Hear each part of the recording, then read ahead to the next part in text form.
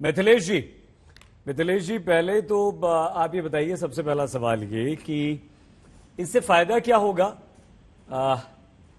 जातीय मतगणना से, और आपकी पार्टी तो इससे बचती रही है, कल पीएम मिल जरूर रहे हैं, लेकिन फिलहाल स्टैंड क्या है आपका?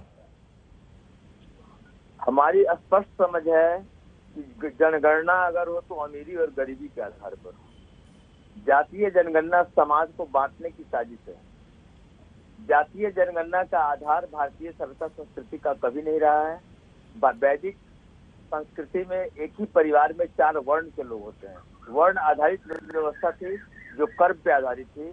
जातीय जनगणना का हम लोग को तो वसुधैव कुटुम्बकम का संदेश है पूरे विश्व के लिए। अयम लिया परो वेति गणना लघुचेताम उदार चरिता नाम तू वसुधैव कुटुम्बकम। तो वहाँ जाति में समाज को बांटने का क्या अर्थ है? सभी भारत माता के संतान है। अटल जी ने कहा था जिस समय देश की आबादी 30 करोड़ थी कि 30 करोड़ मुखमंडल वाली मेरी भारत माता। तो मैं तो आज यही कहूंगा कि 140 करोड़ मुखमंडल वाली मेरी भारत माता। इसमें जाति का कहाँ कोई प्रश्न है? सभी भारत माता के संतान है, सभी माँ भारती के संतान है, और हमारे पार्टी का स्टैंड है सबका साथ, सबका विकास, सबका विश्वास। मिथिलेश जी, क्या बढ़िया बात आपने कही है। काश ये बात प्रधानमंत्री कह देते और मिलने के लिए किसी को नहीं बुलाते, तो आपकी बातों पर देश की जनता को नहीं। प्रधानमंत्री ठीक है, अभी आगे बात करते हैं। एक रिएक्शन ले लें सभी से। हम तो सिर्फ विचार रख रहे हैं। अरे सुनिए ना, मिलने के लिए बुलाया ना, डेमोक्रेटिक सिस्टम। अरे मुद्दे पे बुलाया ना, बोल देते इस मुद्दे पे बात नहीं करेंगे। भाई वसुधैव कुटुम्बकम, सबका हमारा देश है, पूरी दुनिया हमारी है ना। बड़ा अच्छा लगता है। बहुत क्या बढ़िया आपने बातें की मिथिलेश जी, बहुत अच्छा लगा। लेकिन क्या है कि आप राजनेता लोग हैं। ये हमारे पुरखों का संदेश है, हम भी भारत की मिट्टी का संदेश है। हम भी उसी विचारधारा, मेरी नई बातें नहीं हम भी उसी विचारधारा से प्रभावित हैं। वसुधैव कुटुम्बकम मेरा भी मूल मंत्र है। लेकिन जब प्रधानमंत्री नरेंद्र मोदी बुलाते हैं जातीय जनगणना के मुद्दे पर, तो फिर शक होता है कि कहते आप कुछ हैं, करते कुछ हैं। खैर एक रिएक्शन और लेंगे। बुलाए हैं झा जी आ रहे हैं आपके पास। डेमोक्रेटिक सिस्टम में तो ठीक है।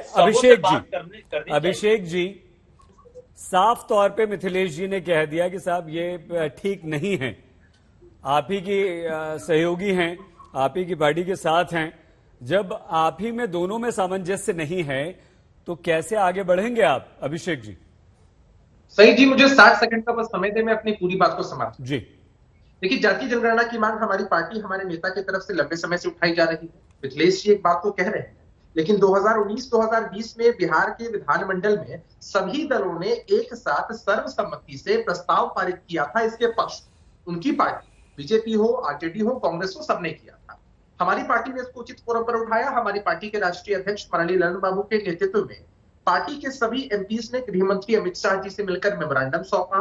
हमारे नेता नीतीश कुमार जी ने केंद्र की सरकार से आग्रह भी किया, और इसी के बाबत समय मिला है कल आदरणीय प्रधानमंत्री नरेंद्र मोदी जी से। आदरणीय नीतीश कुमार जी के नेतृत्व में एक डेलीगेशन उनसे मिलेगा और अभिषेक को बड़ी मजबूती। अभिषेक जी, ये जो बात आप बता रहे हैं, ये बातें तो पता है, ये तो देखिए हमने अभी अपनी रिपोर्ट में भी दिखाया। हम भी ये कह रहे हैं कल आप मिलने जा रहे हैं, इसीलिए हम चर्चा कर रहे हैं यहाँ पर। हमारा सवाल सिर्फ ये है अभिषेक जी, मिथिलेश जी तो साफ मना कर रहे हैं कि साहब वसुधैव कुटुम्बकम, हम पूरी दुनिया हमारी है, सब हमारे हैं, हर भारतवासी, इसमें जाति क्या होता है भाई? सही जी, हमारा सवाल ये है कि आप मतभेद तो आप दोनों में हैं। भले ही आरजेडी आपके साथ जा रही है, भले ही समाजवादी पार्टी और बहुजन समाज पार्टी आपका समर्थन कर दें, या वो भी जातीय जनगणना की मांग कर दें। ये सवाल ये है छोटा सा जी। आपने देखिए, आपकी तरफ से ऐसा सवाल उठना एकदम लाजमी है, मैं इस बात को एक्सेप्ट करता हूं। मिथिलेश जी सम्मानित विधायक है, मैं व्यक्तिगत रूप से भी उनको जानता हूं। लेकिन आप जरा सोचिए कि 2019-20 में पूरी भारतीय जनता पार्टी के विधानमंडल दल के सदस्यों ने इस मांग को पारित किया था। वही तो अभिषेक भाई, वही तो समझना चाहते हैं, वही समझना चाहते हैं, वही आपसे समझना चाहते हैं कि भाई आपके विधानसभा में क्या होता है, संसद में क्या होता है, बैठकों में क्या होता है, और यहाँ अगर आप लोग क्या बोलते हैं। तो जो देश की जनता है वो हम कंफ्यूज हो गए, हम कंफ्यूज। मैं यहाँ पर कंफ्यूजन में हूँ, मुझे समझ में नहीं आ रहा। 20 सेकंड दीजिए ना सही जी, मैं सारे कंफ्यूजन को दूर कर देता हूँ। ठीक है। देखिए, मुझे लगता है कि मिथिलेश जी को अपने पार्टी आला कमान से एक बार बात कर लेनी चाहिए, क्योंकि इनके वरिष्ठ मंत्री भी इस डेलीगेशन में शामिल हैं। आप मानते हैं मिथिलेश जी गलत बोल रहे हैं? आप मानते हैं ये बात?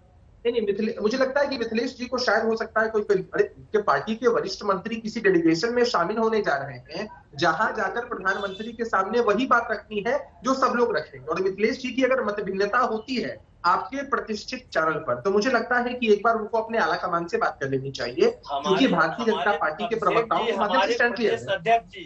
हमारे प्रदेश अध्यक्ष जी डॉक्टर संजय जायसवाल जी ने स्पष्ट संसद में कहा कि जनगणना अगर हो तो गरीबी और अमीरी के आधार पर हो। ये संसद में उनका वक्तव्य है, तो मुझे क्या आला कमान से बात करने की बात है? पार्टी का अध्यक्ष नेताओं के नेता होते हैं हमारी पार्टी में।